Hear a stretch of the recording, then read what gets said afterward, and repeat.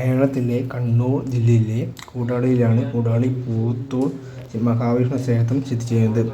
ഭഗവാൻ വിഷ്ണുവിനും പൂവത്തൂർ ദുർഗാദേവി സമർപ്പിക്കപ്പെട്ടാണ് ക്ഷേത്രം. 7 ദിവസത്തെ വാർഷിക പൊങ്കാല മഹോത്സവം മകരമാസത്തിലും പൊങ്കാല ചടങ്ങ് മകരസംക്രമണത്തിലുമാണ് നടക്കുന്നത്. വിഷ്ണുവിന് ക്ഷേത്രങ്ങളിൽ നടക്കുന്ന വിവിധ ആചാരങ്ങൾക്കാണ് പ്രസിദ്ധമാണ് ഈ വാർഷികോത്സവം.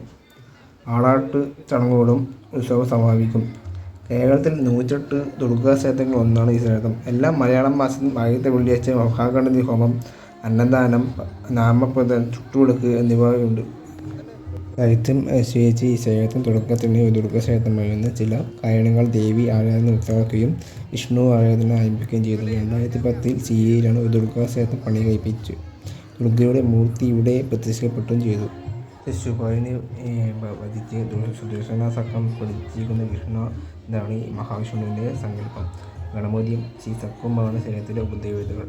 ക്ഷേത്രത്തിൽ ഒരു ചുറ്റമ്പലം, ചതുര ശ്രീകോവിൽ, നമസ്കാര മണ്ഡപം, കൊടിമരം, കുളം എന്നിവയുണ്ട്.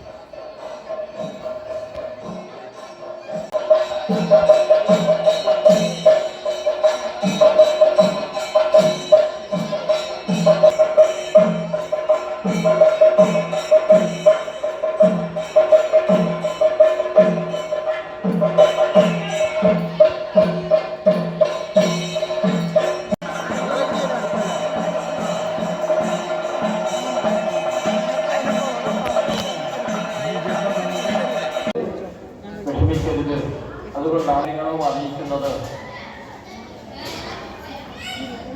ധാരാളം ഭക്തന്മാരും ക്യൂ ആയിട്ട് തൊഴാൻ നിൽക്കുന്നത്.